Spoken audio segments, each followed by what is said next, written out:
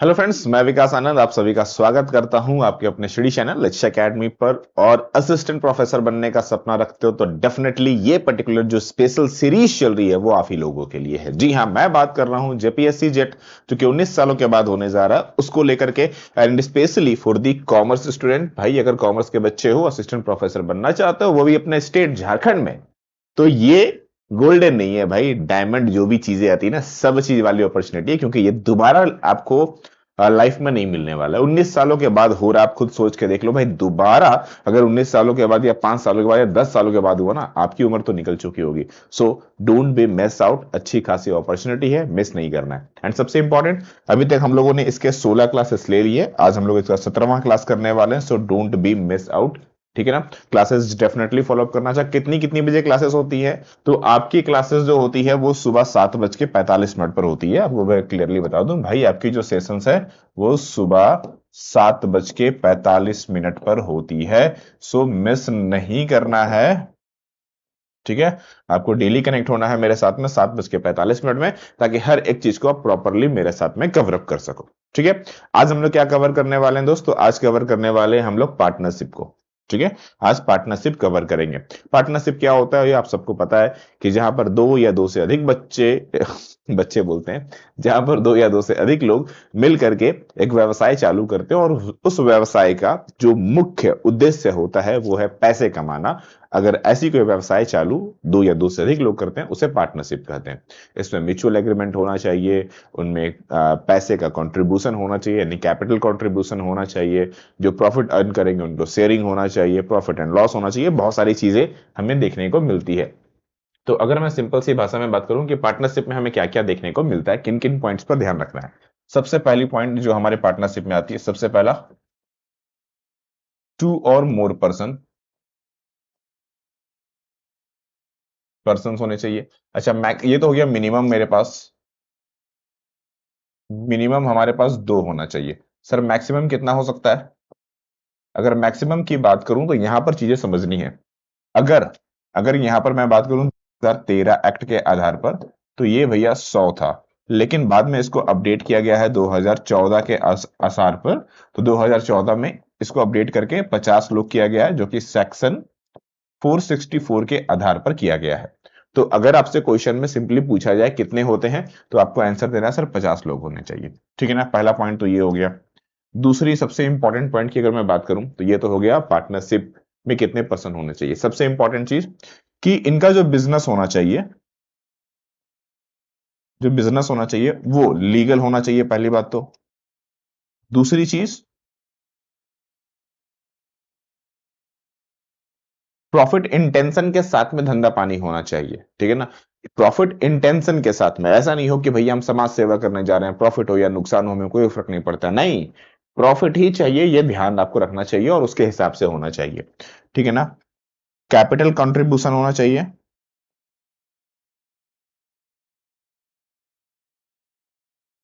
साथ ही साथ में जो प्रॉफिट है वो हमारा शेयरिंग भी होना चाहिए। प्रॉफिट कमाने के बाद वो आपस में शेयर कर सकते हैं। हाँ, ये शेयरिंग डिपेंडिंग अपॉन है कि कैसे हो सकती है। तो शेयर इनके आधार पर हो सकता है, शेयर इनके आधार पर, आइदर ये कैपिटल रेशियो ले ले, आइदर ये कैपिटल रेशियो ले ले, आइदर ये इक्वल ले ले, ठीक है, इक्वली ले ले, या फिर जो ये चाहे, या फिर आप बोल सकते हैं एनीथिंग, ठीक है ना। कुछ भी अपने आप रख सकते हैं, अपने पॉइंट ऑफ व्यू से जो उनका मन करे वो ये रख सकते हैं, ठीक है ना। अब तीसरी पॉइंट जो सबसे इंपॉर्टेंट आती है, कि सर मैंने लिखा कि दो या दो से अधिक बंदे हो सकते हैं, तो अगर बिजनेस को स्टार्टिंग में दो लोग थे तो क्या बाद में एड ऑन हो सकते हैं, क्या बिजनेस से निकल सकते हैं? हाँ, तो ये पॉसिबल है कि हम बिजनेस में एडमिशन ले ले, हम रिटायरमेंट ले ले, ये सारी चीजें पॉसिबिलिटीज है। और जब भी इनमें से कुछ भी होगा, एडमिशन होगा, रिटायरमेंट होगा, या डेथ होगा, या कुछ भी होगा, तो हम यहां पर बनाएंगे रिवैल्यूएशन अकाउंट, और उसके आधार पर काम करेंगे। अब कोई भी पार्टनर आए जाए या फिर उसकी डेथ हो जाए, इस जगह पर रिवैल्यूएशन अकाउंट्स के माध्यम से हम यहां पर दो तीन चीजें निकालेंगे। हम यहां पर किन किन चीजों को निकालते हैं, तो आप यहां पर समझिए सबसे सिंपल सी बात, हम यहां किन किन चीजों पर फोकस करते हैं। तो हम पहली बात तो वैल्यूएशंस किया, इस रीवैल्यूएशंस की जो भी प्रॉफिट होगी या फिर जो भी लॉस होगा उसको इन सब में डिस्ट्रीब्यूशन किया जाएगा। सबसे पहला पॉइंट तो ये हो गया। दूसरी इंपॉर्टेंट चीज हम यहां पर देखेंगे कि जब डिस्ट्रीब्यूट वगैरह चीजें हो गई तो जो बंदा आ रहा है या बंदा जा रहा है वो अपने साथ में आइदर कैपिटल लेके आएगा या फिर लेके जाएगा, साथ ही साथ में गुडविल लेके आएगा या लेके जाएगा। आ रहा है तो लेके आएगा, जा रहा है तो लेके जाएगा, ठीक है ना। ये सारी चीजें हमें बेसिकली अपने पार्टनरशिप में हमें देखने को मिलने वाली है। तो ये बेसिक ओवरव्यू है जो आपको इतनी तो याद रखनी ही चाहिए। क्लियर है? इतना तो आपको याद रखना होगा जब आप पार्टनरशिप पढ़ना शुरू करते हैं, पार्टनरशिप की एमसीक्यूज बनाओ या पार्टनरशिप करो, इतना तो माइंड मैप होना चाहिए, ठीक है ना। अच्छा, एक और इंपॉर्टेंट चीज है जो मैं आपको इसी में कवर अप कर देता हूं, ठीक है, मैं इसी में इसको भी कवर अप कर देता हूं।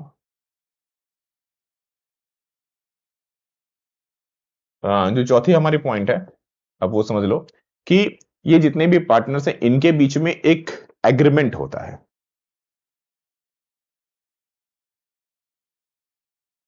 एग्रीमेंट होता है। अगर ये एग्रीमेंट ओरल हो सकता है, आइदर ये रिटेन हो सकता है। अगर ओरल हो तो मौखिक है, इसकी कोई खास वैल्यूज नहीं होती है, इसकी कोई खासी वैल्यूज नहीं होती है। और अगर रिटेन हो तो इसको हम लोग बोलते हैं डीड। रिटेन हो तो उसको डीड बोलते हैं। क्या बोलते हैं? डीड बोलते हैं। इस डीड में क्या क्या चीजें हो सकती है, यानी कि इस एग्रीमेंट में क्या क्या हो सकता है। इस एग्रीमेंट में ईच एंड एवरी चीजें लिखी जाएगी, कौन कौन सा पार्टनर है, मतलब फुल डिटेल आप समझ लो। फुल डिटेल्स मेंशन क्या किया जा रहा है, मतलब कौन कौन पार्टनर्स है, ठीक है ना। ए है, बी है, सी है, डी है, राम श्याम मोहन, जो भी है सबका नाम लिखना होगा। एज क्या है वो लिखना होगा, किनका क्या काम है वो लिखना होगा, किन्होंने कितने पैसे लगाए हैं। थोड़ी सी वॉइस सर्दी हो गई है तो वॉइस के लिए माफी चाहूंगा, खराब वॉइस आ रही होगी तो, ठीक है। तो किन्होंने कितने पैसे लगाए हैं वो लिखना होगा, किनका कितना वर्क है वो लिखना होगा, कैसे वो प्रॉफिट लेंगे वो लिखना होगा, क्या वो कोई इंटरेस्ट, मतलब जो कैपिटल कंट्रीब्यूट किए हैं क्या वो कोई इंटरेस्ट लेंगे या नहीं लेंगे उसको देखना होगा, अगर कोई लोन देते हैं तो क्या होगा, नहीं देखे होंगे वो देखना होगा। मतलब बहुत सारी चीजें हम यहाँ पर ईच एंड एवरी चीजें मेंशन करेंगे। अब अगर ये ओरल हो, एग्रीमेंट ओरल हो या फिर एग्रीमेंट ना हो तो, ठीक है, ध्यान समझना, ये सबसे इंपॉर्टेंट पॉइंट है आप लोगों के लिए। पांचवा जो पॉइंट है कि अगर नो डीड या फिर मैं बोल दूं ओरल एग्रीमेंट,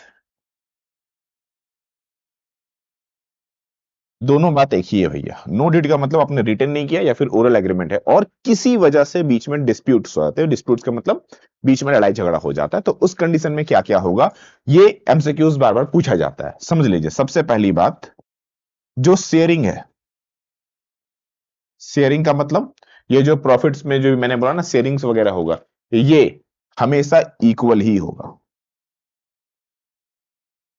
फर्क नहीं पड़ता है कि क्या चीज है। अच्छा, ये जो अभी जो चीजें मैं पढ़ा रहा हूं, अच्छा इक्वल होगा, ठीक है ना। दूसरी इंपॉर्टेंट चीज, कैपिटल में इंटरेस्ट, कैपिटल में कोई भी इंटरेस्ट नहीं मिलने वाला है, नो इंटरेस्ट। अगर आपने कोई ड्राइंग निकाला है, ठीक ना, अगर आपने कोई ड्राइंग निकाला है इसमें भी किसी तरह का नो इंटरेस्ट, ठीक है ना। अगर आपने बिजनेस को लोन दिया है तो भैया इस पे 6% पर एनम का लगेगा, ठीक है। ये सब क्वेश्चन है जो बार बार पूछे जाते हैं, ठीक है ना। अच्छा, ये सारी चीजें किसके हिसाब से होगी, अभी मैंने आपको कहा ना कि शेयरिंग होगा, ये चीजें होंगे, ये सारी चीजें जितनी भी चीजें हम इस पे लगाने वाले हैं, ध्यान से समझ लो। ये सब कुछ, ये जितनी भी चीजें जब एग्रीमेंट ना हो तब यहां पर वर्क करता है मेरा, तब यहां पर वर्क करता है पार्टनरशिप एक्ट 1932। क्या काम करेगा दोस्त? पार्टनरशिप 1932। अच्छा, एक और भी चीज ध्यान रख लो, ये जो अभी मैंने आपको नियम बताया ना कि भैया दो लोग होंगे, तीन लोग होंगे, ये चीजें काम करती है कंपनी एक्ट के आधार पर, ना कि पार्टनरशिप एक्ट के आधार पर। ठीक है, तो ये सब चीजें ना आपके माइंड मैप में रहना चाहिए, आपके दिमाग में ये सब चीजें भरी होनी चाहिए। जैसे ही पढ़ना स्टार्ट किया, ये सब चीजें आपके दिमाग में ऑटोमेटिक आ जाना चाहिए, क्योंकि ये सब चीजें जैसे ही आपके दिमाग में आई ना, समझ लो आप चीजों को सही पढ़ रहे हैं और सही जगह जा रहे हैं। ठीक है, तो आई होप सो ये सब क्लियर है। चलो, क्लियर है तो क्लास स्टार्ट करते हैं, है ना। स्टार्ट करने से पहले, ये जितनी भी पीडीएफ्स हैं आपको हमारे टेलीग्राम ग्रुप पर मिल जाएगी। आपको जितनी भी पीडीएफ सभी जो मैं पढ़ाता हूँ, वो सारी पीडीएफ टेलीग्राम ग्रुप पर मिल जाएगी। डायरेक्टली आप जाकर के सर्च कर लो लक्ष्य एकेडमी विकास आनंद, या फिर क्यूआर दिया हुआ है, स्कैन करके ले लो। और ऐप जरूर डाउनलोड कर लेना है। क्यों करना है? क्योंकि इसमें कंप्लीट जो जेट वाली बैच है वो, प्लस इस प्लस जो फ्री टेस्ट सीरीज है वो भी आपको इसी में देखने को मिलती है। ठीक है ना। और सबसे इंपॉर्टेंट, नया साल आ रहा है भैया, तो नए साल का new year offer already start हो चुका है। जेपीएससी जेट की बैच पर अभी फ्लैट 82% का, जी हाँ बिल्कुल सही सुना आपने, डायरेक्टली 82% का डिस्काउंट अभी जो है वो आप लोगों को मिल रहा है। और कंप्लीट कोर्स ना सिर्फ और सिर्फ 4499 में, पेपर 1 प्लस पेपर 2 दोनों इसमें कवर अप होंगे, और दोनों पढ़ना जरूरी है। ठीक है, चलिए तो शुरू करते हैं सेशंस को। अच्छा, सबसे इंपॉर्टेंट, ऑफर सिर्फ 4 जनवरी तक है मेरे भाई, तो ले लेना जिनको लेना। आज से 29 तारीख यानी कल से स्टार्ट हो गई है, 29/4 तक रहेगी। ठीक है, चलिए शुरू करते हैं। पहला क्वेश्चन हमारा मैचिंग वाला है, चलिए फटाफट सॉल्व कीजिए। Match the following, partnership, partner, firm और बिजनेस। देखो 4 अलग अलग चीजें हैं, है तो एक ही जैसा, मिलता जुलता चीज है, लेकिन अलग अलग चीजें हैं। पार्टनरशिप और पार्टनर, पार्टनरशिप मतलब दो लोगों ने मिलकर के व्यवसाय शुरू किया, तो जो दो लोग मिल रहे हैं वो लोग पार्टनर हुए, उनके बीच में जैसे ही कुछ एग्रीमेंट हो गया, दिस इज कॉल्ड पार्टनरशिप। धंधा उन्होंने जो स्टार्ट किया, फर्म, और पूरी की पूरी चीजों को बिजनेस। समझ में आया? चलिए जल्दी से बताइए क्या होगा इसका करेक्ट आंसर। तो बिजनेस एक तरह से पर्सन जो केयरिंग ऑन अ बिजनेस, यानी कि जो बंदा बिजनेस चला रहा है वो तो बिजनेस वाला पर्सन हो गया पहला, तो ठीक है। पार्टनरशिप किस में जाएगा? तो अ, नहीं, पार्टनरशिप में मेरा जाएगा, पार्टनरशिप में शेयरिंग ऑफ प्रॉफिट जाएगा, सॉरी। बिजनेस में मेरा जाएगा ट्रेड, ऑक्यूपेशंस और प्रोफेशन, हाँ सॉरी। बिजनेस में क्या जाएगा, चाहे ट्रेड लो, ऑक्यूपेशंस लो या प्रोफेशन लो, बिजनेस में वो जाने वाला है। अच्छा, पार्टनर में क्या जाने वाला है? तो पार्टनर जैसा कि मैंने कहा, वो पर्सन्स, तो एग्रीमेंट बिटवीन अ पर्सन्स, जो पर्सन्स के बीच में जब कोई एग्रीमेंट होता है, this is called a persons. Firm, वो पर्टिकुलर बिजनेस जो पर्सन्स के द्वारा ऑक्यूपाइड किया गया है। ठीक है ना। कोई मैच आउट कर रहा है क्या? हाँ बिल्कुल, डी नंबर। क्लियर है ये चीज? चलो एक और। अच्छा, ये टाइप्स ऑफ पार्टनर है। देखो पार्टनर बहुत तरह के होते हैं, एक्टिव, स्लीपिंग, नॉमिनल और माइनर। माइनर का तो सिंपल सा मतलब है भैया, जिसकी एज 18 से कम है, वो माइनर हो गया मेरा। एक्टिव वो बंदा है जो सारा काम करता है, सिंपल सी भाषा में बोल सकते हैं ऑल वर्क, सारा का सारा काम धंधा देखने वाला बंदा हो गया। स्लीपिंग, नाम से पता चलता है सो रहा है। नॉमिनल, वो बंदा जो सिर्फ अपना नाम देता है, दिस इज कॉल्ड नॉमिनल। ठीक है ना, जल्दी से चूज करो। एक्टिव चूज करो, क्या होगा? एक्टिवली मैनेज फर्म, ये बिजनेस को एक्टिवली मैनेज कर रहा है। तो ए का 4 है किसी में, क्या ए का 4 यहां पर, डी का मुझे दिख रहा है, चलो ठीक है। आगे देखते हैं, इसी में और किसी में नहीं है, तब तो फ्री ही होगा। स्लीपिंग पार्टनर जो सोया रहता है, don't take a part in a business, lead a name, entire the share profit only, okay. Don't take a part, take a part मतलब बिजनेस में कोई पार्टिसिपेट नहीं करता है, तो बी का 3 होगा। चलो यही मिल रहा है मुझे, बहुत अच्छी बात है। नॉमिनल, जो कि सिर्फ और सिर्फ अपना नेम देता है, नॉमिनल जो कि सिर्फ नेम देता है, और माइनर जो कि सिर्फ प्रॉफिट लेता है। तो ओके, डी का 1 तो होगा, ओके। ऑप्शंस में मिसिंग है, ए का 4 होगा, बी का 3 होगा, सी का हमारा 2 होगा, और डी का हमारा 1 होगा। चलो खैर कोई नहीं, ठीक है। चलिए आगे बढ़ते हैं। Which of the following is not an essential element of the partnership under the Partnership Act?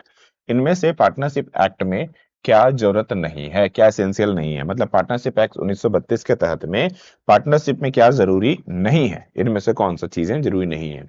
चलिए देखते हैं। एग्रीमेंट बिटवीन पार्टनर, एग्रीमेंट होना चाहिए। अभी मैंने देखा ओरल हो या रिटेन हो, बट एग्रीमेंट तो होता है भैया, तो ये तो होना चाहिए, इसमें तो कोई शक नहीं है। Sharing of profit and loss, अभी जस्ट मैंने कहा था कि जो भी कमाएंगे, जो भी नफा नुकसान होगा वो होना चाहिए, शेयरिंग बिल्कुल होगा। बिजनेस कैरिड बाय ऑल और any of them acting for all, अब इसका पहले मतलब समझ लेते हैं। मान लो ए है, बी है, सी है, तीन पार्टनर है। अभी हमने क्या कहा, एक्टिव पार्टनर है, स्लीपिंग पार्टनर है, नॉमिनल पार्टनर है, बहुत सारे। तो मान लेते हैं एक्टिव और स्लीपिंग दो पार्टनर है, ठीक है। यहां पर तीन पार्टनर में से, इन तीन पार्टनर में से जो तीनों पार्टनर हैं हमारे पास, ठीक है ना, ये जो तीनों पार्टनर हैं इनमें से ए जो है वो एक्टिव है और बी और सी जो है वो स्लीपिंग पार्टनर है, ठीक है ना, ये स्लीपिंग पार्टनर है। तो ए जो भी काम करेगा या जो भी डिसीजन लेगा वो पूरी की पूरी बिजनेस पर, यानी कि ए ने कुछ भी डिसीजन लिया वो पूरी की पूरी इस बिजनेस पर, चाहे वो बी हो या सी हो, सभी के ऊपर में लागू हो जाएगा। तो बिजनेस कैरिड बाय ऑल, या तो सब मिलके चलाए, और एनी ऑफ देम, या तो केवल एक या कोई भी चलाए, तो ये एक्टिंग फॉर ऑल, वो सभी के बिहाफ पर काम करेगा। तो बात तो सही है, पार्टनर्स के अलग टाइप है, तो ये भी संभव है, कोई दिक्कत नहीं है, ठीक है।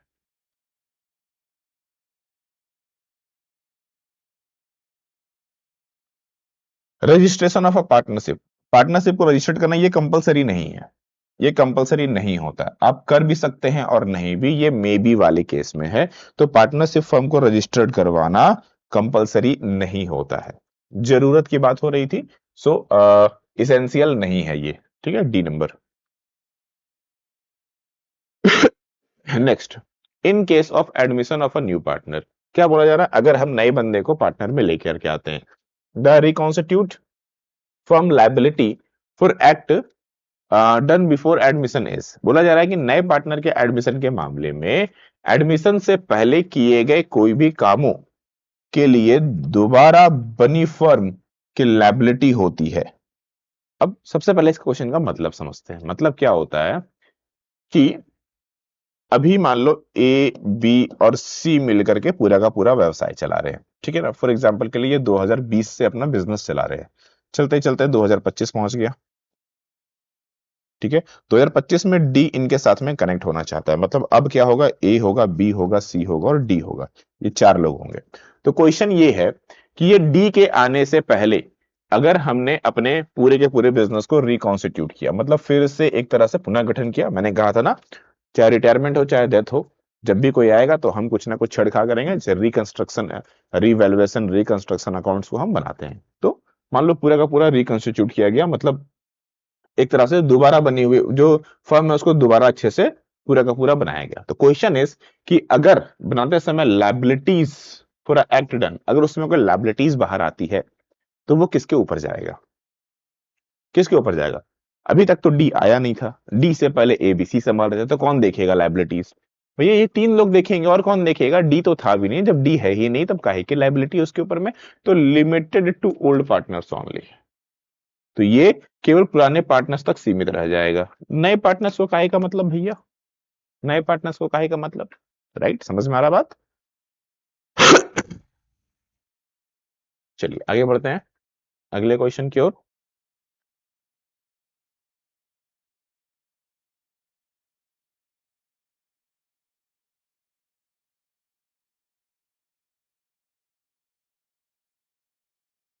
अच्छा ओके, असेसन और रीजन, ये क्वेश्चन तो भैया आप लोगों का फेमस क्वेश्चन है, so don't be miss out, इस सबको भूलना नहीं है। क्या है, when a new partner, when a new partner is admitted and a old partner agree to share a sacrifice equally, कोई नया पार्टनर आ रहा है, अब कोई नया पार्टनर आएगा तो ऑफ कोर्स कुछ ना कुछ तो शेयर लेगा, तो जो भी वो शेयर ले रहा है उसको जो ओल्ड पार्टनर है हमारे, जो ओल्ड वाले हैं, वो इक्वली उसको अपना हिस्सा दे रहे हैं। The sacrificing ratio always equal, तो बोला जा रहा है कि जो सैक्रिफाइस रेशियो होगा वो यहां पर इक्वल होगा। क्या ये ट्रू है, क्या ये ट्रू है। अब ध्यान से देखो, when a new partner admitted and old partners agree to share a sacrifice equally, यानी कि जब कोई नया पार्टनर एडमिट होता है और पुराने पार्टनर बराबर हिस्से में त्याग करने को लिए सहमत होते हैं, तो त्याग अनुपात हमेशा बराबर होगा। ओके, अब यहां पर दो चीजें समझनी है, जो नया पर्सन आ रहा है और जो पुराना पर्सन अपने हिस्से को दे रहा है, पुराने पर्सन का कितना रेशियो है हमें पता नहीं है, तो वो कितना त्याग कर रहे हैं ये बताना मुश्किल है। अब वो बताना मुश्किल है तो ये कह रहे कि भैया कि सभी इक्वल ही होगा, नहीं सर, ये तो डिपेंडिंग अपॉन है कि पुराने वालों के पास है पहले से कितना। मेरे पास 5 रुपए है, सामने वाले के पास 2 रुपए, एक एक रुपया सबने दिया, ठीक है, तो कुल जिसको चाहिए था मैंने अपने हिस्से का आधा दिया, उसने अपने हिस्से का आधा दिया, सिंपल समझो। मेरे पास 10 रुपए है, एक एग्जांपल लेता हूं, मेरे पास 10 रुपए है, दूसरे पर्सन के पास 20 रुपए है, मैंने अपने हिस्से का आधा दिया, मतलब 10 का आधा 5 दिया, उसने अपने हिस्से का आधा दिया, यानी कि 20 का आधा 10 दिया। तो भाई मैंने 5 दिया, उसने 10 दिया, तो मुझसे तो दुगना दे रहा है वो, तो इक्वल कैसे होगा? दिया हमने सबने आधे आधा है, बट इक्वल नहीं होगा। तो वैसे केस में हाँ ये इक्वल नहीं है। Sacrificing ratio is calculate as a old minus new, हाँ ओल्ड माइनस न्यू होता है सेक्रीफाइसिंग, ये तो सही है हमारा। सो सी नंबर, ठीक है। आगे बढ़ते हैं। नेक्स्ट क्या है? इफ द गुडविल इज 60,000,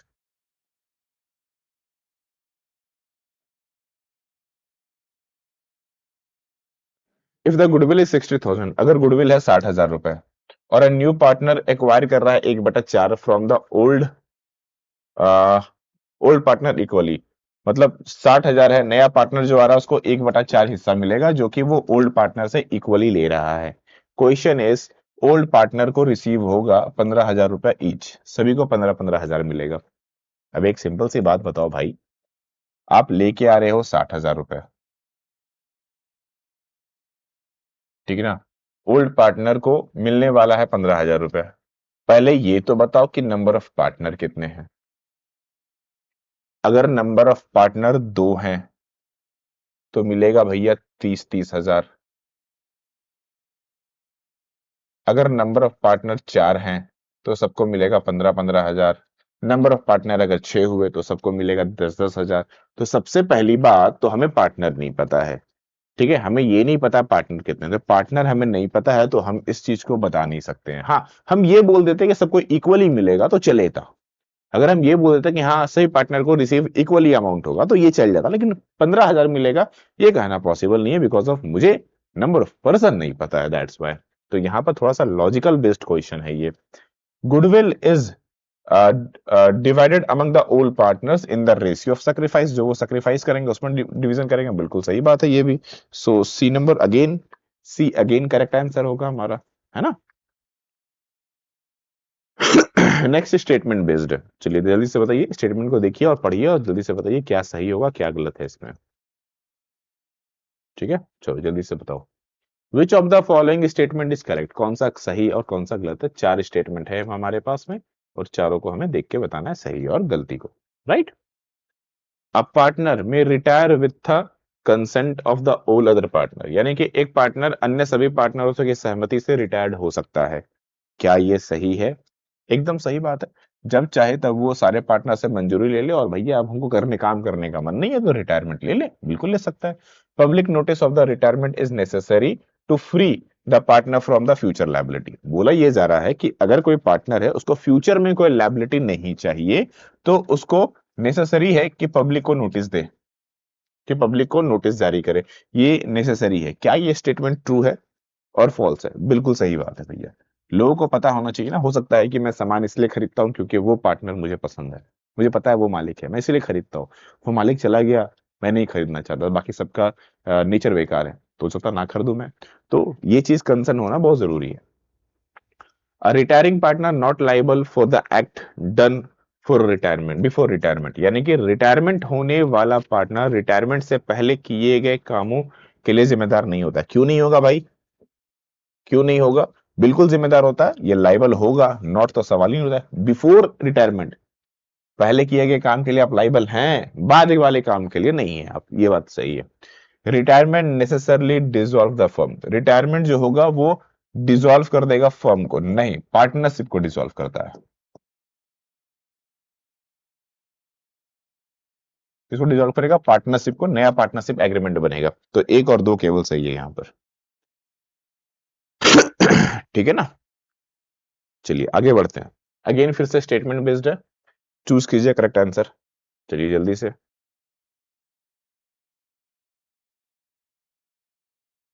चलिए जल्दी से चूज करके बताइए। Dissolution of a partnership means change in a mutual relation of partner. देखो अभी पार्टनरशिप में कुछ डिसॉल्व हुआ है, इसका मतलब ये हुआ कि mutual relationship of the partner, इसमें कुछ बदलाव देखने को मिला। एकदम सही बात है। फर्म और पार्टनरशिप में अंतर है। फर्म का बंद होना मतलब सब कुछ बंद होना, लेकिन पार्टनरशिप में डिसॉल्व होना मतलब कुछ आपस में चेंजेस किया गया, मतलब उनके जो बीच में एग्रीमेंट था ना, वो एग्रीमेंट में बदलाव हुआ है। सिंपल सी भाषा में ये समझिए। ठीक है, तो फर्स्ट तो सही है हमारा। डिसोल्यूशन ऑफ फर्म, अब यहां पर फर्म लिखा हुआ है, means a termination of the business, धंधा पानी ही बंद हो गया। बिल्कुल सही बात है, धंधा पानी की फर्म की बात हो गई। पार्टनरशिप और फर्म में अंतर यही है। Dissolution of partnership always result to dissolve firm. Partnership से फर्म डिसॉल्व हो जाए, अभी मैंने समझाया पॉसिबल नहीं है। Dissolution of firm necessary to include और डिसॉल्व द पार्टनरशिप। फर्म बंद होगा तो पार्टनरशिप तो बंद होना ही होना है ना भाई, तब तो बंद हो गई ना। ठीक है ना, तो 1 to 4। ठीक है, धंधा ही बंद हो गया तो पार्टनरशिप का आएगा, right. Next, which of the following statement are correct. इनमें से अगेन चार स्टेटमेंट फिर से आपके पास हैं, चलिए जल्दी से बताइए इन चारों में से कौन सा सही है कौन सा गलत है। देखो इस टाइप के क्वेश्चंस ना एग्जाम में भर भर के आएंगे बॉस, अच्छे से प्रिपेयर कर लो खुद को, बहुत मेहनत करनी है जम के। आपको भी पता है कि जेट में सिर्फ 6% लोगों को सिलेक्शन होने वाला है, तो भैया आपको टॉप 6 में आना पड़ेगा, याद रखिएगा। टॉप 6% वालों बच्चों का ही जेट निकलने वाला है, बाकियों का जेट तो भूल जाओ। तो बाकी मतलब 94% बच्चे ना फेल होने वाले हैं, 94% बच्चे ना फेल होंगे, और सिर्फ 6% बच्चे ही पास होने वाले हैं दोस्त। अब आप खुद सोच लो, आपको 6% में अगर आना है, अगर आप अभी तक एवरेज बच्चे थे, देखो एक सिंपल सा तरीका समझाता हूं मैं आपको, इसमें आप आएंगे कि नहीं आएंगे। आप अपने स्कूल्स में देख लो, क्या आप स्कूल में वो बच्चे हैं जो 11 12 में कॉलेज टॉपर थे या स्कूल टॉपर थे। ठीक है ना, अगर आप स्कूल में थे तो क्या स्कूल टॉपर थे। टॉपर की बात कर रहा हूँ, ये नहीं बोलना कि हाँ सर हमने फर्स्ट डिवीजन रहता है, फर्स्ट डिवीजन की बात नहीं कर रहा हूँ मैं। फर्स्ट डिवीजन तो भाई आम है यार, पता है, रात भर पढ़ाई किया सुबह जाके एग्जाम दिया ना फर्स्ट डिवीजन कर जाएगा। मैं खुद कर किया हूँ भाई वैसे ही, रात भर पढ़ा सुबह जाके एग्जाम दिया फर्स्ट डिवीजन कर लिया। मैटर वो नहीं करता है। ठीक है ना, अब ध्यान से समझो। क्या आप वो बच्चे हैं जो स्कूल कॉलेज में टॉपर थे? अगर हाँ तो आप 6% में आ जाएंगे, कोई शक नहीं, क्योंकि आपके पास पढ़ने की एबिलिटी है, आप पढ़ाई कर ही रहे हो, उसमें झंझट नहीं, क्योंकि आपके अंदर पढ़ाई वाला पढ़ने वाला लक्षण है। लेकिन अगर आप वो बच्चे हैं जो एवरेज थे, एवरेज कहने का मतलब आप कॉलेज में ना तो टॉप रैंक 1 लाए हैं, ना तो 2 लाए हैं, ना तो 3 लाए हैं, ना तो 4 लाए हैं, भाई दूर दूर तक थोड़े से बच्चे रह गए हैं। आप आप खुद बताओ, आप 6% में कैसे आओगे? अगर वही वाला लक्षण अभी भी पढ़ने का रहा तो आएगा? नहीं आएगा ना। तो अगर टॉपर बनना है, 6% में आना है, तो आपको एफर्ट भी लगानी पड़ेगी मेरे दोस्त। इसलिए वो खुद से वो झूठ बोलना, अरे सर हम ले आएंगे, काहे का ले आएंगे? स्कूल कॉलेज में भी थे ना, आप ले आए थे ना, लाए थे कि नहीं लाए थे? कमेंट करके बताना सर हम लाए थे। ठीक है, चलो अभी फिलहाल इसका आंसर दो। Partners arise only the firm agreement. Partnership सिर्फ एक एग्रीमेंट से बनती है। क्या पार्टनरशिप अराइज होती है सिर्फ और सिर्फ एक एग्रीमेंट से? बिना एग्रीमेंट के पार्टनरशिप नहीं बन सकता है। अरे यार, चलो आगे। पता नहीं कुछ टेक्निकल इशू है में भी। पार्टनरशिप अराइज होती है फर्म के एग्रीमेंट से। देखो बिना एग्रीमेंट के तो पार्टनरशिप नहीं बन सकता, ये बात तो सही है, तो पहला स्टेटमेंट तो बिल्कुल ट्रू है, इसमें तो कोई शक नहीं है हमें। ठीक है ना। Partnership can be formed only from operations of law. Partnership केवल ऑपरेशन ऑफ लॉ है? नहीं, ये म्यूचुअल एग्रीमेंट है।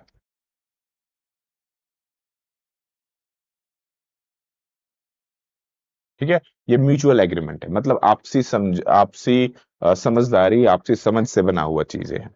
ठीक है ना। पार्टनरशिप जो है एग्रीमेंट में बी या ओरल और रिटन। अभी मैंने समझाया पार्टनरशिप ओरल और रिटन दोनों हो सकता है। ओरल होगा तो अगर फ्यूचर में डिस्प्यूट्स होगा तो कोई काम का नहीं होगा, लिखा हुआ होगा तो काम का होगा। Sharing of profit alone create a partnership. जो शेयरिंग ऑफ प्रॉफिट है वो अकेला ही पार्टनरशिप क्रिएट करने के लिए काफी है। अरे नहीं भैया, धंधा होना जरूरी है, धंधा होना सबसे ज्यादा जरूरी है। तो 1 और 3 केवल सही है, 1 और 3। चलिए आगे बढ़ते हैं। ओके, अगला question. Which statement are correct regarding the admission of new partner, जब आप नए पार्टनर को बिजनेस में ला रहे हैं।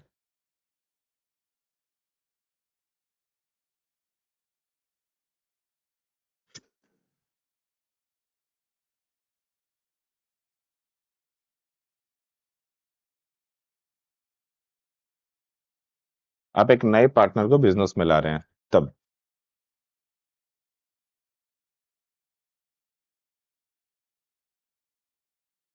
A new partner can be admitted only with consent of all existing partner।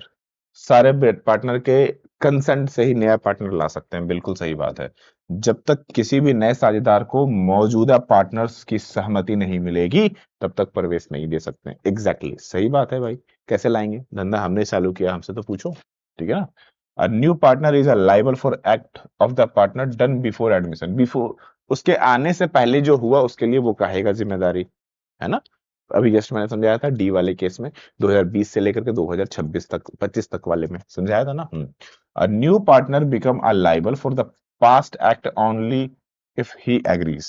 नए साझेदार, नया साथी पिछले कृत्य जो भी कृत्य किए गए हैं उनका उत्तरदायी तभी माना जाएगा जब वो उसके लिए सहमति दे। हाँ भाई, सहमति देने के बाद तो काहे नहीं मानेंगे, है कि नहीं। Admission always a lead to dissolve the firm. Firm नहीं भैया, पार्टनरशिप डिसॉल्व होगा। एक न्यू पार्टनरशिप बन रहा है इसलिए पुराने वाले को बंद करना होगा। तो ये भी काट दो। एक और तीन यहां पर है क्या, बिल्कुल सही है ना। Next question, when a partner retire from a firm. एक पार्टनर रिटायर हो रहा है फर्म से, ठीक ना। He is liable for a act done before retirement continuous unless. क्या क्या है, जब कोई पार्टनर किसी फर्म से रिटायर होता है तो रिटायरमेंट से पहले किए गए कामों के लिए उसकी जिम्मेदारी बनी रहती है, जब तक कि क्या क्या ना कर दे वो। अब सिंपल सी भाषा में समझिए। आ ए, बी और सी बिजनेस स्टार्ट किए हैं 2020 में, ठीक है ना। अभी चलते चलते आ गया 2026 में। यहां पर ए और बी रहना चाहता है, सी जो है भैया वो छुट्टी लेना चाहता है, वो रिटायरमेंट लेना चाहता है। अब 20 से लेकर के 26 तक जो भी काम किया उसके लिए तो भैया सी भी जिम्मेदार होगा। क्वेश्चन ये है कि अगर इस बीच में जितने भी काम किए गए उससे सी को छुटकारा चाहिए तो क्या करना होगा। तो सिंपल सा चीज है, अगर हम लाइबल की बात कर रहे हैं, अगर हम लाइबिलिटीज की बात करें तो जिनके जिनके ऊपर जो लाइबिलिटीज हैं वो मंजूरी दे दे तो भैया काम बन जाएगा। देखो फ्यूचर के लिए तो पब्लिक नोटिस चाहिए, फ्यूचर में यानी कि इसके बाद से कुछ ना हो उसके लिए तो पब्लिक नोटिस जारी करना होता है। तो ये तो मतलब ही नहीं क्योंकि ये फ्यूचर के लिए है, फॉर द फ्यूचर, ये तो फ्यूचर का है। All creditors receive a individual notice, सारे को इंडिविजुअल नोटिस दिया जाए। All creditor consent to release him from the liabilities. हाँ, जब सारे के सारे कंसेंट रिलीज कर दे कि भैया कोई दिक्कत नहीं है। आप लोगों ने इस कॉलेजेस में पढ़ा था ना, कॉलेजेस में जब आप सर्टिफिकेट लेने जाओ, लाइब्रेरी से एनओसी लेना पड़ता था, फी डिपार्टमेंट से एनओसी लेना पड़ता था। ये दो डिपार्टमेंट थे, तो समझ लो यहां पर दो लाइबिलिटीज वाले थे, आपके ऊपर लाइबिलिटीज आ गया है, ठीक है ना, कि भैया जाके इनसे एनओसी लेके आओ कि हाँ भाई कोई ऊपर तुम्हारे ऊपर ऑब्लिगेशंस नहीं है, जाओ। तो बस सेम चीज है यहां पर भी हुई। समझ में आई बात। चलिए आगे बढ़ते हैं। In case of admission of a new partner, अगर हम न्यू पार्टनर को एडमिशन देते हैं, the reconstitute a firm liability for acts done before admission. नए पार्टनर को एडमिशन के मामले में एडमिशन से पहले किए गए कामों के लिए दोबारा बनी फर्म लायबिलिटीज होती है। क्या होती है, जल्दी जल्दी बताइए। अ, ये क्वेश्चंस अभी हम लोगों ने डिस्कस किया लेकिन थोड़ा सा फॉर्म अलग था। ये क्वेश्चन अभी हम लोगों ने डिस्कस किया, इसमें limited to old partners only था। ये ऑलरेडी डिस्कस कर लिया हम लोगों ने। चलो खैर कोई नहीं, ठीक है ना। मतलब नया पार्टनर के आने से पहले जितने भी लायबिलिटीज हैं, जो ABCD वाला एग्जांपल था ना, यही था, ठीक है। और जिन्होंने अपनी कोर्सेस नहीं इनरोल की है भाई जाके इनरोल कर लेना, मौके बार बार नहीं मिलेंगे, याद रखिएगा। इतना अच्छे अच्छे चांसेस ना दोबारा नहीं मिलने वाले हैं। और ऑफर तो खैर हमारा भी नहीं मिलने वाला है, और जो जेट दे रहा है 19 साल के बाद ये भी नहीं मिलने वाला है। तो दो दो चीजें एक साथ, इतनी अच्छी संभावनाएं 2026 में ही हो सकती है, तो जरूर इसको ग्रैब कीजिए। ठीक है, आगे बढ़ते हैं। When does a minor admitted to the to benefits of a partnership? देखो, जब भी एक माइनर बिजनेस में आता है तो वो सिर्फ और सिर्फ बेनिफिट लेने के लिए आता है, कभी भी लॉसेस नहीं लेगा वो। ठीक ना? Whether to become a full partners और सर्व हिज कनेक्शंस, यानी कि इधर उसको पूरा पार्टनर बनना है या अपना संबंध खत्म करना है। मतलब ये कि मान लो वो 18 प्लस हो गया, तो अब उसको नॉर्मल बनना पड़ेगा, नॉर्मल पार्टनर, या तो फिर अपना जो पार्टनरशिप है उसको कैंसिल करना पड़ेगा। तो इन दोनों में से जो भी चीजें वो करे, जो भी चीजें करे, within a 6 month, within a year, within a 6 month knowledge from that he admitted as a minor, कि वो माइनर अब नहीं रहा, और इमीडिएट करना होगा। क्या करना होगा जल्दी से बताओ, जल्दी से बताओ। तो भैया विद इन अ 6 मंथ, जब हमें पता चल गया तब से लेकर के 6 महीने का समय अंतराल मिलेगा और उसके अधीन हमें बताना होगा। ठीक है, चलिए। ओके, नेक्स्ट एक और है, स्टेटमेंट के आधार पर हमारे पास क्वेश्चन है। चलिए जल्दी से इसको बताइए, सॉल्व कीजिए फटाफट। ठीक है, चलिए जल्दी सॉल्व कीजिए। Which statement is correct regarding the death of the partner? Death की बात हो रही है इस बार, ठीक है ना? Death of partner dissolve the firm, जो डेथ पार्टनर हो जाएगा वो डिसॉल्व कर देगा फर्म को, unless otherwise agreed.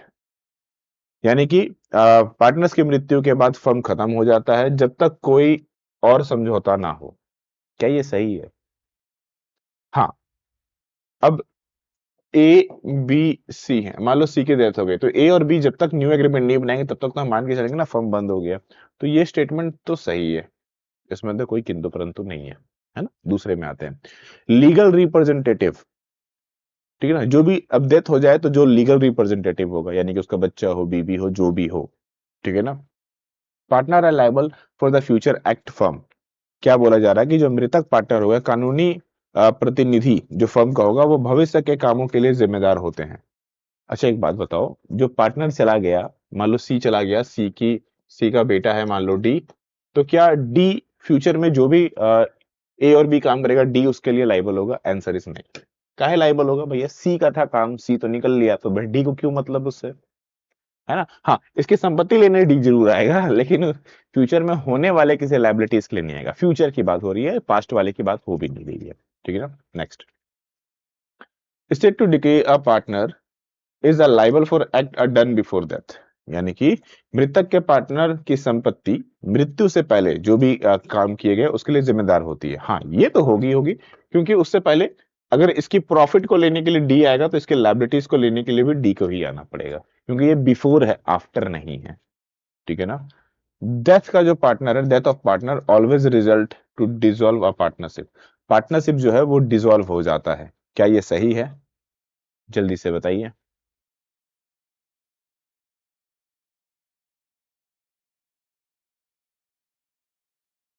Dissolution of partnership, हाँ, पार्टनरशिप तो डिसॉल्व होगा क्योंकि न्यू पार्टनरशिप फिर से बनेगा, तो ये भी डिसॉल्व होगा। तो क्या सही हो जाएगा भैया? एक तीन चार, एक तीन चार है क्या? एक और तीन, एक होगा, तीन होगा, चार होगा। ठीक है, आगे। विच of the following statement correct? Again फिर से हमें करेक्ट बताना है, कौन सा कथन सही है कौन सा गलत है। जल्दी से बताइए क्या होगा। A firm may be a dissolve with consent of all partners. सभी पार्टनर्स की मंजूरी से, हम चाहे तो सभी पार्टनर्स की सहमति से इसको भंग कर सकते हैं। क्या ये सही है? एकदम सही है, कोई किंतु परंतु नहीं। सब मिलके चालू किया, सब मिलके बंद भी कर सकते हैं जब चाहे। Dissolve by agreement required a court interventions, यानी कि जो समझौते हैं उनको विघटन करने के लिए कोर्ट हस्तक्षेप की आवश्यकता होती है। काहे का भैया? जब हमने खुद से चालू किया तो खुद से हम बंद करेंगे, कोर्ट की नीडी क्यों है? तो वो खत्म हो गया। Partnership at will may be a dissolved by any partner by notice। Partnership at will ये होता क्या चाहिए, सबसे पहले ये समझते हैं। पार्टनरशिप एट विल है क्या? पार्टनरशिप एट विल का मतलब ही होता है कि फ्यूचर में हम जब चाहे अपने पार्टनरशिप को एक सिंपल से नोटिस के साथ में बंद कर सकते हैं। ये पार्टनरशिप का एक बहुत इंपॉर्टेंट टाइप है। तो भाई इसमें साफ साफ कहा गया है कि partnership at will may be a dissolve by any partners by the notice. किसी भी नोटिस के साथ में बंद कर सकता है, एकदम बंद कर सकता है, उसके पास पावर है ये चीज का, क्योंकि नेचर ही है पार्टनरशिप एट विल का। Dissolve by agreement is compulsory dissolution. अगर डिसॉल्व करना है समझौते द्वारा विघटन के लिए अनिवार्य है विघटन करना। काई के लिए भैया ऐसे ही बंद कर दो ना। तो 1 और 3 सही है, 1 और 3 सही है हमारा, है ना। क्लियर चीज है। जहां नहीं समझ में आया तुरंत कमेंट करके भैया पूछा करो कि सर नहीं समझ में आया, नहीं तो कमेंट डाल दो, मैं यहाँ पे कमेंट्स को बाद में भी देख लूंगा। ठीक है, लेकिन डाला जरूर करो, पढ़ना जरूरी है, सबसे इंपॉर्टेंट चीज बार बार रिपीट कर रहा हूँ, पढ़ना जरूरी है दोस्त। पढ़ोगे नहीं तो काम नहीं चलने वाला आपका। राइट, चलिए जल्दी से बताएंगे अगले क्वेश्चन के आंसर।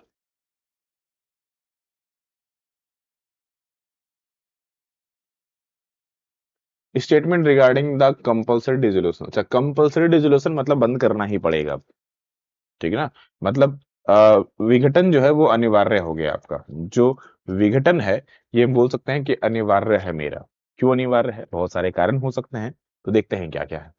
तो insolvency of all partner, insolvency मतलब सारे के सारे पार्टनर जो हैं वो दिवालिया हो गए हैं, ऑल पार्टनर।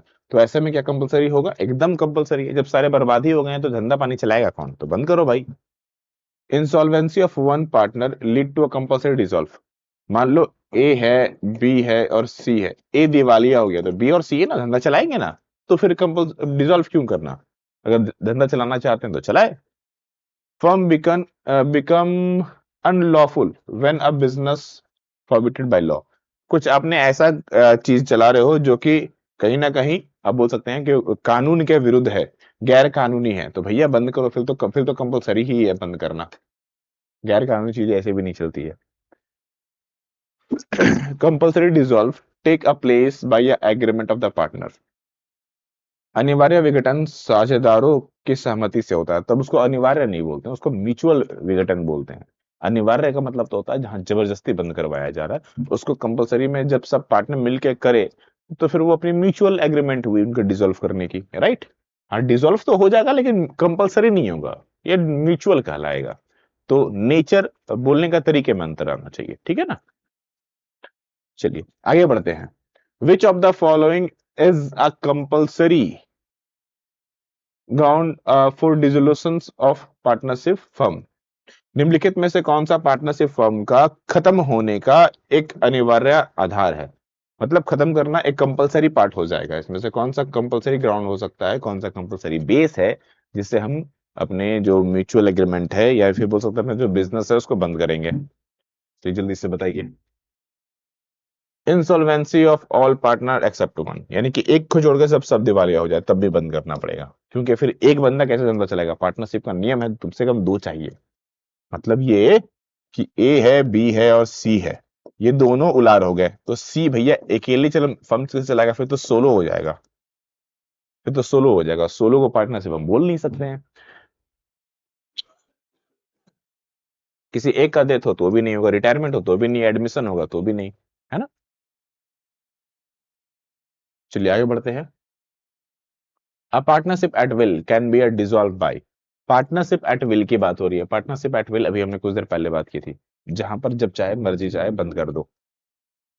यानी कि any partnership are given a notice in a written to the all other partners. भैया धंधा पानी बंद करना है, बस ये डिसॉल्व करना है, पार्टनरशिप बंद कर दो, खत्म, है ना। व्हेन द पार्टनर्स, जब कोई पार्टनर को असाइन किया जाता है, he shares to the third party is assignee. क्या है क्वेश्चन में, जब कोई पार्टनर अपना हिस्सा किसी तीसरे पक्ष को सौंपता है तो क्या मतलब, ये ए बी और सी है। मान लो ये कमाता है 4 रुपए, ये भी कमाता है 4 रुपए, ये भी कमाता है 4 रुपए, लेकिन इसने सी और डी 2 लोग हैं, ये 2 रुपए और ये 2 रुपए आपस में रखते हैं। तो यहां पर सी के साथ में एक डी है, ये जो है डी this is called third person, third party है ये, ठीक है मेरे लिए। तो is only entitle to receive the assignor shares profit. केवल और केवल ये इसका हिस्से में होगा, पूरी के पूरी बिजनेस का नहीं। पूरे बिजनेस ने कमाया 4 या 12 रुपए, उसमें से सबने ऐसे बांटा, तो केवल सी को जो हिस्सा मिलेगा उसमें से डी का हिस्सेदारी आएगा, ठीक है ना। In case of dissolution of partnership firm, the continuing authority of a partners includes, चलिए जल्दी से बताएंगे तो क्या होगा करेक्ट आंसर। पार्टनरशिप फर्म के खत्म होने की स्थिति में पार्टनर्स के जारी अधिकार में सम्मिलित होते कौन कौन से अधिकार उनके पास उस समय रहेंगे।